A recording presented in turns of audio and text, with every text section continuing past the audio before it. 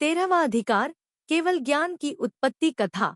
सर्व प्रकार के परिप्रह से रहित, बाधाओं से रहित, मुक्तिकांता के सुख पाने के लिए उत्सुक और ध्यानावस्थित श्री महावीर को मैं वीर जैसे गुणों की प्राप्ति के लिए वंदन करता हूँ।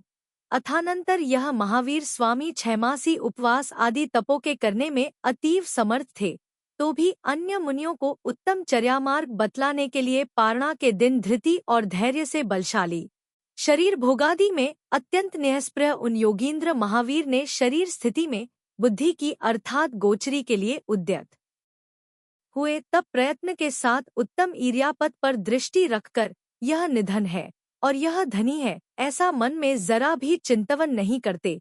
संसार, शरीर और भोग इन तीनों में संवेग भाते, उत्तम दानियों को संतोष करते, कृत, कारित, उद्दिष्ट आदि दोषों से रहित शुद्ध आहार का स्वयं अन्वेषण करते, न अति मंद और न अति शीघ्र पाद विन्यास रखते वे दयाई चित्त महावीर प्रभु क्रम से विचरते हुए कूल नामक रमणीकपुर में पहुँचे। वहां पर कूल नामक धर्मबुद्धि राजा ने सर्व पात्रों में श्रेष्ठ वीर जिनको देखकर दुष्प्राप्य निधान को पाने के समान हृदय में परम आनंद मानकर उन्हें 3 प्रदक्षिणा देकर और शीघ्र पंच अंगों को भूमि पर रखते हुए नमस्कार करके, हे भगवन तिष्ठ तिष्ठ ऐसा कहकर अतिहर्षित होते हुए उन्हें पड़ीगाहा। तत्पश्चात उस राजा ने भगवान को प्रासुक श्रेष्ठ उच्चस्थान पर बैठाकर शुद्ध जल से उनके चरण कमलों को प्रक्षालन करके उस जल को पवित्र मानकर उसे मस्तक पर लगाया और भक्तिभार से 8 द्रव्यों के द्वारा उनकी पूजा की, उन्हें नमस्कार किया। पुनः उसने, हे भगवन आपके पदार्पण से मैं पवित्र हो गया हूँ, मेरा यह गार्हस्थ्य जीवन सफल हो गया है, पात्र के लाभ से मैं धन्य हूँ। इस प्रकार विचार करते हुए अपनी मनःशुद्धि की पुनः उसने, हे देव मैं धन्य हूँ, हे नाथ आज आपने मुझे पवित्र कर दिया और आपके आगमन से यह घर पवित्र हो गया, ऐसा कहकर उसने अपनी वचन शुद्धि की। आज मेरा शरीर आपके चरण स्पर्श से पवित्र हो गया, पात्रदान से मेरे ये दोनों श्रेष्ठ हाथ सफल हो रहे हैं, ऐसा मानकर उस राजा ने काय शुद्धि की। पुनः उसने यह कहते हुए आहार शुद्धि प्रकट की कि यह भोजन कृत आदि दोषों से रहित है, प्रासुक अन्न से निष्पन्न हुआ है, सार योग्य और निर्मल है। इस प्रकार उत्तम पुण्य के उपार्जन के कारणभूत इन 9 प्रकार के भक्तिभेदों के द्वारा राजा ने उस समय महान पुण्य का उपार्जन किया। मेरे भाग्य से आज यहाँ पर यह अत्यंत दुर्लभ संपूर्ण पात्र दान का सुअवसर प्राप्त हुआ है, जो कि अन्यत्र कदाचित संभव नहीं। ऐसा विचार कर उस राजा ने दान देने में परम श्रद्धा प्रकट की, अपनी शक्ति को प्रकट करके वह पात्रदान में उद्यत हुआ। मुक्ति के लिए दान देने के भाव से उसने लौकिक लक्ष्मी, रत्नवृष्टि और कीर्ति आदि की इच्छा को छोड़ दिया। उस समय धर्म सिद्धि के लिए अन्य समस्त कार्यों को छोड़कर शुश्रूषा, आज्ञापालन, पुण्यराग आदि के द्वारा वह उत्तम राजा भगवान की भक्ति में तत्पर हुआ। यह आहार प्रासुक है, यह उत्तम दानवेला है, इस विधि से मुझे दान देना चाहिए। इस प्रकार के आहारदान देने के ज्ञान को वह राजा प्राप्त हुआ।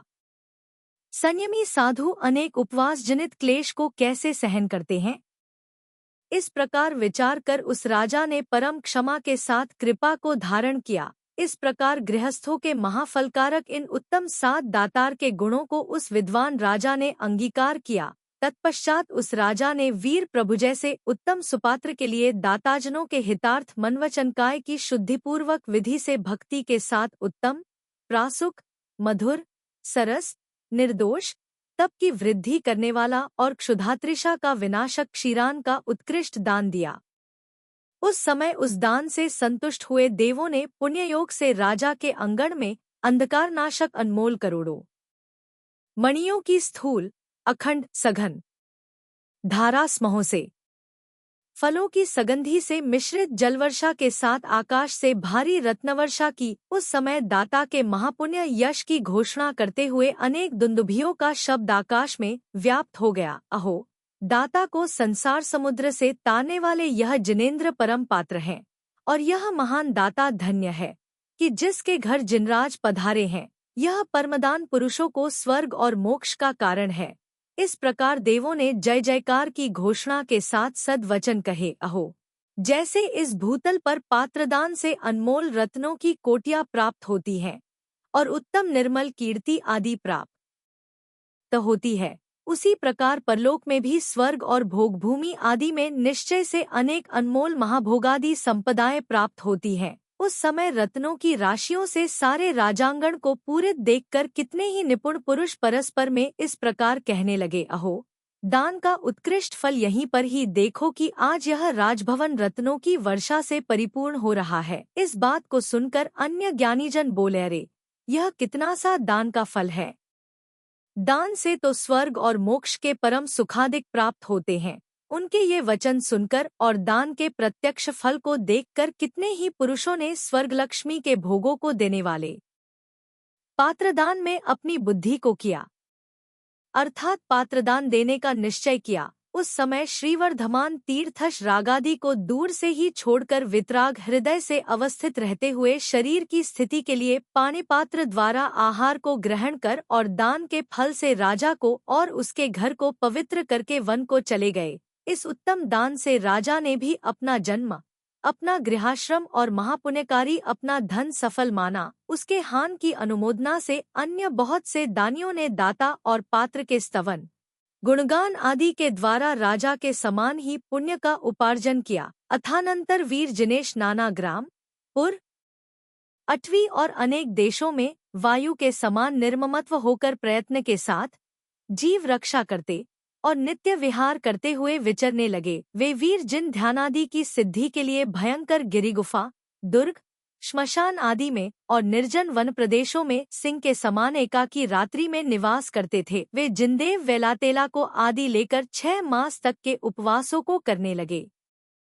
कभी पारणा के दिन अवमोदर्य, ऊनोदर तप करते, कभी अलाभ परीक्षा को जीतने के लिए चतुष्पथ आदि की प्रतिज्ञा करके अद्भुत वृत्ति प्रसंख्यान तप को करते, कभी निर्विकृति आदि की प्रतिज्ञा करके रसपरित्याग तप को करते और कभी ध्यान के लिए वनादि निर्जन प्रदेशों में विविक्त शनासन तप को करते थे। वे वीरजिन वर्षाकाल में झंझावात आदि से व्याप्त वृक्ष के मूल में धैर्य रूप कंबल से वेष्टित होकर निवास करते, कभी शीतकाल में चौराहों पर और नदी के किनारे ध्यानरूपी अग्नि के द्वारा शीत पुंज को ध्वस्त करते हुए निवास करते थे।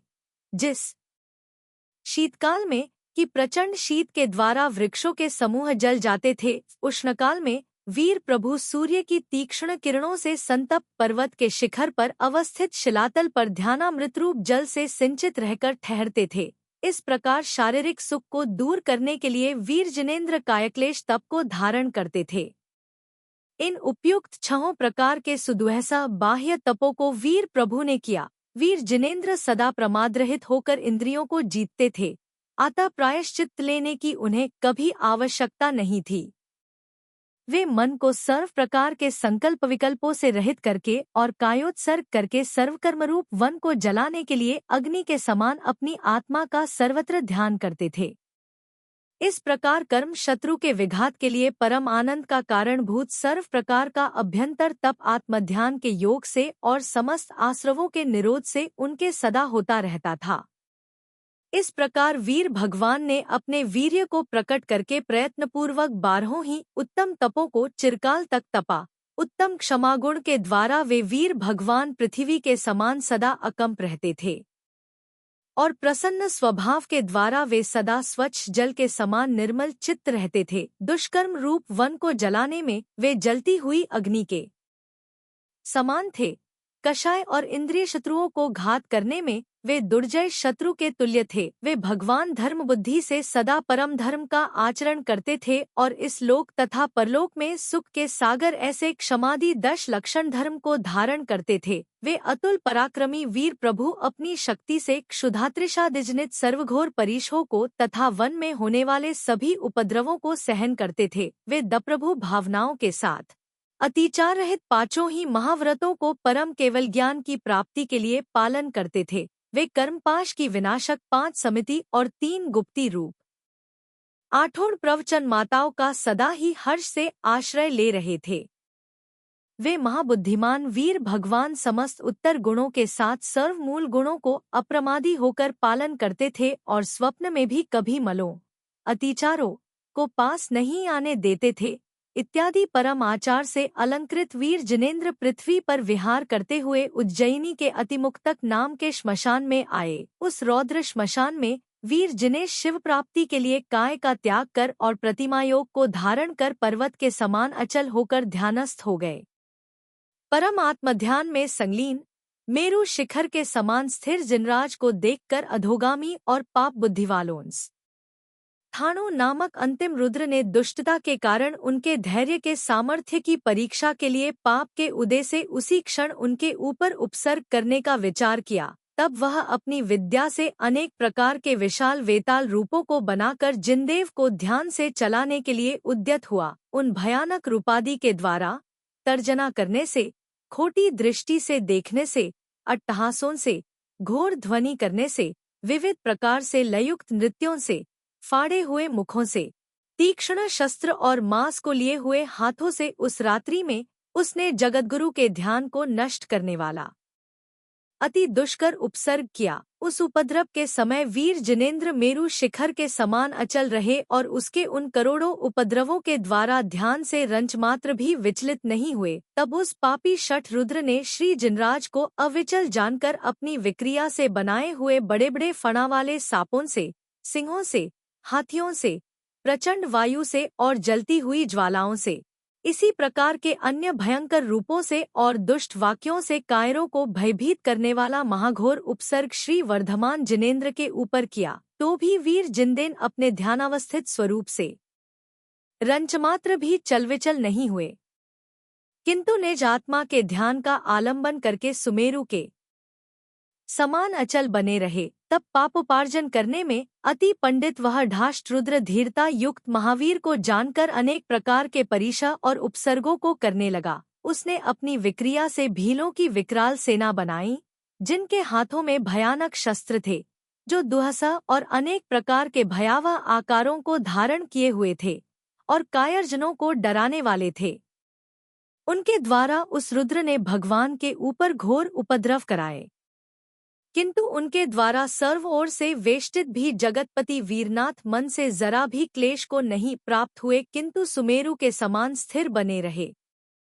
आचार्य कहते हैं कि अहो, संसार में देवयोग से कचित कदाचित पर्वतमाला भले ही चलायमान हो जाए, किंतु योगियों का चित्त घोर उपद्रवों के द्वारा ध्यान से कभी विचलित नहीं होता है। इस लोक में वे पुरुष ही धन्य हैं, जिनका ध्यान में स्थित मन सैकड़ों हजारों उपसर्गों के द्वारा भी रंचमात्र विकार को नहीं प्राप्त होता है। तब वह रुद्र महावीर को अत्यंत अचलाकार जान करके लज्जा को प्राप्त होता हुआ इस प्रकार से उनकी स्तुति करने के लिए उद्यत हुआ। हे देव, आप ही इस लोक में परम वीर्यशाली हैं, जगतगुरु हैं, वीर पुरुषों में अग्रणी हैं, महान वीर है, महाध्यानी है, महान तपस्वी है, महातेजस्वी है, जगत के नाथ है, समस्त परीक्षों के विजेता है, वायु के समान निःसंग है, धीरवीर है और कुलाचल के समान अचल है। आप क्षमा से पृथ्वी के समान हैं, दक्ष हैं, सागर के समान गंभीर हैं, स्वच्छ जल के समान प्रसन्न आत्मा है और कर्मरूप वन को जलाने के लिए अग्नि के समान है। आप तीनों लोकों में अपने गुणों से बढ़ रहे हैं, अतः आप ही यथार्थ में वधिमान है, उत्तम बुद्धि को धारण करते हैं, अतः आप सन्मति इस सार्थक नाम वाले हैं। आप ही परमात्मा हैं और महाबली हैं। हे पूज्य स्वामिन, अविचल देह के धारण करने वाले आपके लिए मेरा नमस्कार है। नित्य प्रतिमा योगशाली आप परमात्मा के लिए मेरा नमस्कार है। इस प्रकार वर्धमान जिन की स्तुति करके और बार बार उनके चरण कमलों को नमस्कार करके महति महावीर इस नाम को रखकर मत्सर रहित होकर अपनी उमा कांता के साथ आनंद निर्भर हो नृत्य करके चारित्र से चलायमान हुआ वह रुद्र अपने स्थान को चला गया। आचार्य कहते हैं कि अहो, दुर्जन पुरुष भी महापुरुषों के योगजनित महान साहस को देख करके जब संतुष्ट होते हैं, तब भूतल पर सज्जनों की तो कथा ही क्या है, अर्थात वे तो और भी अधिक संतोष को प्राप्त होते हैं। अथानंतर चेटक राजा की वनक्रीड़ा में आसक्त चंदना नाम की सती पुत्री को देखकर कोई कामातुर और पापपरायण विद्याधर किसी उपाय से उसे शीघ्र ले उड़ा और आकाश मार्ग से जाते हुए उसने अपनी भार्या के भय से पीछे किसी महाटवी में उसे छोड़ दिया। तब वह महास्ती अपने पाप कर्मोदय को जानकर पंचनमस्कार मंत्र को जपती हुई उसी अटवी में धर्मध्यान में तत्पर होकर रहने लगी।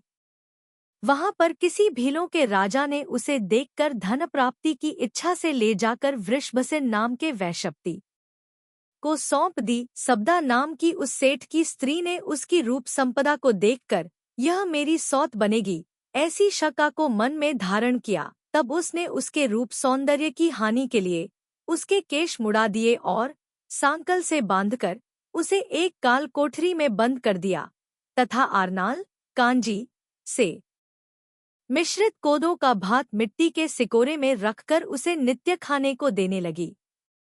ऐसी अवस्था में भी उस सती ने अपनी धर्म भावना को नहीं छोड़ा। किसी एक दिन उन महावीर प्रभु ने राग से रहित होकर शरीर स्थिति के लिए वत्सदेश की इस कौशाम्बीपुरी में प्रवेश किया। उन उत्तमपात्र महावीर प्रभु को देखकर चंदना के भाव दान देने के हुए पुण्योदय से उसके बंधन तत्काल टूट गए। सिर काले भौरों के समान केशभार से और शरीर माला आभूषणों से युक्त हो गया। तब उसने सामने जाकर और उन्हें नमस्कार कर सन्मति प्रभु को पड़िगा लिया। उसके शील के माहात्म्य से कोदो का भात शाली चावलों का हो गया और वह मिट्टी का सिकोरा विशाल सुवर्ण पात्र बन गया। आचार्य कहते हैं कि अहो, यह पुण्य कर्म पुरुषों को समस्त अकटित और दूरवर्ती भी अभीष्ट मनोरथों को स्वयमेव घटित कर देता है, इसमें कोई संशय नहीं है।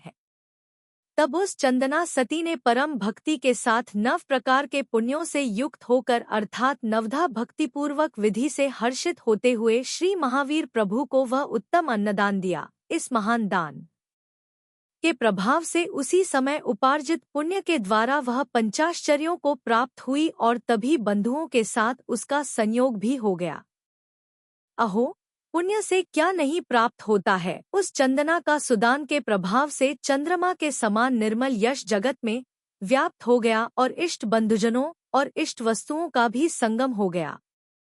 अथानंतर वर्धमान भगवान भी महितल पर विहार करते हुए मौन धारण कर छद्मस्थ भाव के साथ क्रम से 12 वर्ष बिताकर जृंभी का ग्राम के बाहर स्थित मनोहर वन के मध्य में ऋजुकुलांदी के किनारे महारत्न शिलातल पर शालवृक्ष के नीचे प्रतिमायोग को धारण कर बेला का नियम लेकर ज्ञान की सिद्धि के लिए ध्यानावस्थित हुए। उस समय 18,000 शीलों के समूह रूप कवच को धारण कर 84 लाख उत्तम सद्गुण रूप भूषणों से भूषित होकर महाव्रतादि अनुप्रेक्षा भावनारूप वस्त्र से मंडित होकर संवेगरूपी गजेंद्र पर आरूढ़ होकर चारित्र रूपी रणभूमि में अवस्थित होकर रत्नत्रय रूप महाबाणों को और तपरूप धनुष को हाथ में लेकर ज्ञान दर्शन के द्वारा संधान को साधकर गुप्ती आदि सेना से वेष्टित होकर इसी प्रकार की अन्य सर्व सामग्री से अलंकृत हो वे महासुभट महावीर प्रभु अति रौद्र कर्मशत्रुओं को शीघ्र विनाश करने के लिए उद्यत हुए। उस समय उन्होंने सर्वप्रथम मोक्ष प्राप्ति के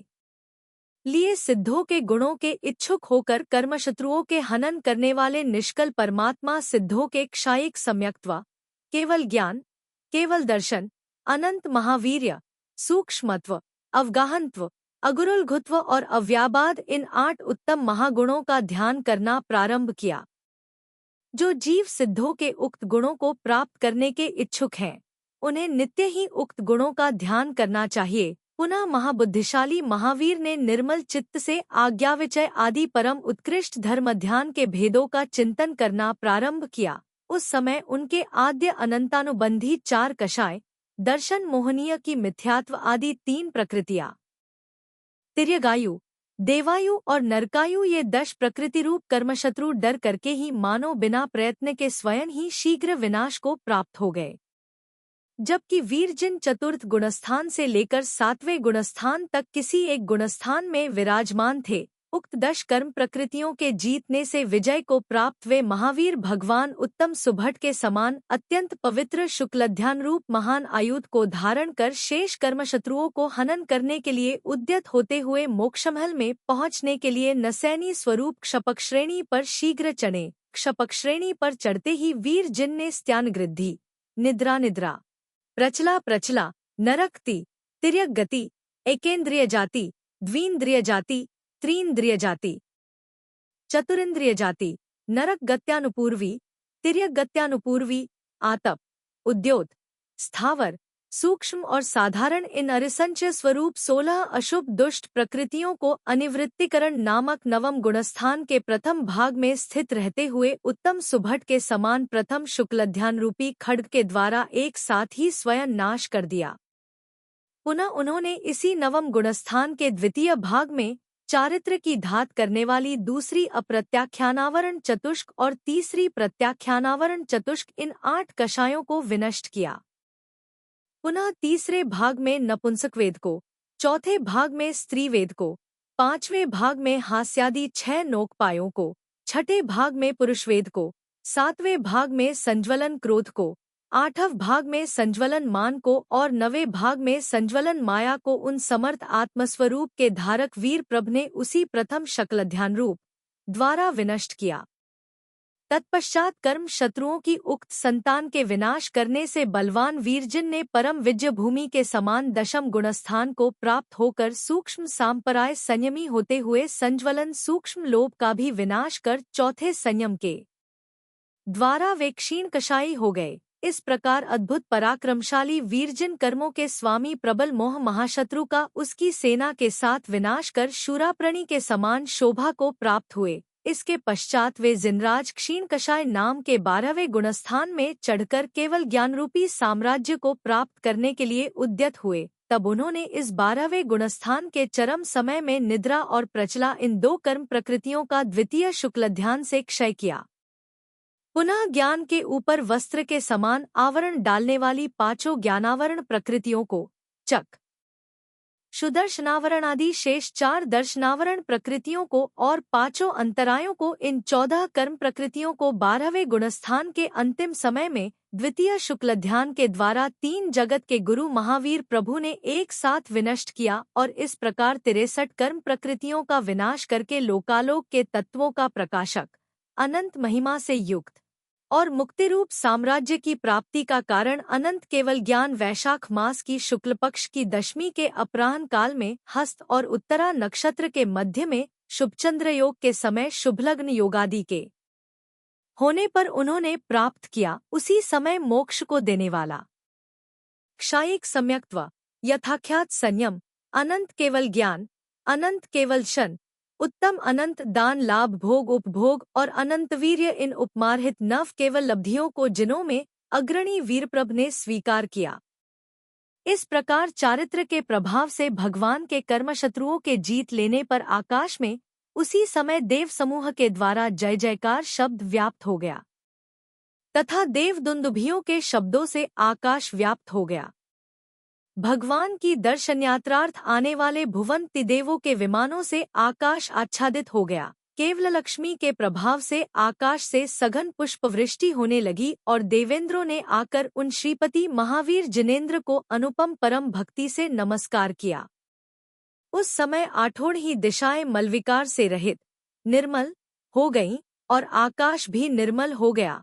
उस समय मृदु शीतल समीर मंद मंद बहने लगी और सभी देवेंद्रों के आसन कंपायमान हुए। तभी यक्षराज ने आकर अनंत गुणों के निधान श्रीवर्धमान जिनेंद्र की भक्ति से शीघ्र समवसरण विभूति की रचना की। इस प्रकार यहाँ पर जिन्होंने खोटे धातिया कर्मशत्रुओं को मार करके अनुपम अनंत क्षायिक गुणसमूह के साथ कैवल्य राज्य लक्ष्मी को प्राप्त किया, जो संसार के समस्त सज्जनों को अतुल आनंद के विस्तारने वाले हैं, भव्य जनों में अद्वितीय चूड़ामणि रत्न के समान है, तीनों लोकों के तारने में एकमात्र कुशल हैं। ऐसे श्रीवीर जिनेंद्र की मैं उनकी विभूति पाने के लिए स्तुति करता हूँ। इति श्री भट्टारक सकल कीर्ति विरचित श्रीवीर वर्धमान चरित में केवल ज्ञान की उत्पत्ति का वर्णन करने वाला 13वां अधिकार समाप्त हुआ।